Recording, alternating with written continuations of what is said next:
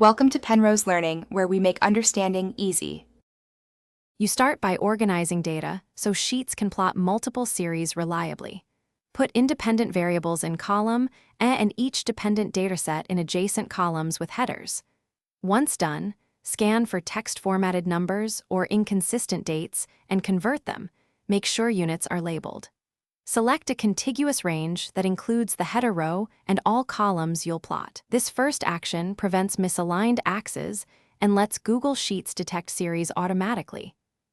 After selecting the data, choose Insert then Chart. Sheets will suggest a chart type, but pick Combo or Scatter when you have independent variables that differ. In the chart editor, map the independent column to the x-axis and confirm each dataset is a separate series.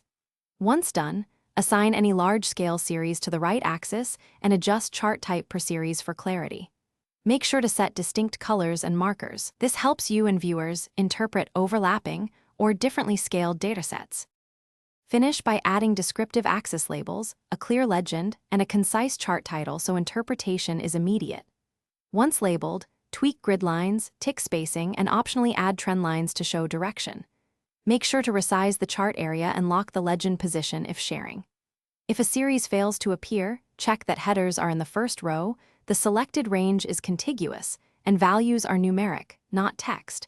Reformat cells as numbers or dates. Then refresh the chart to resolve the issue.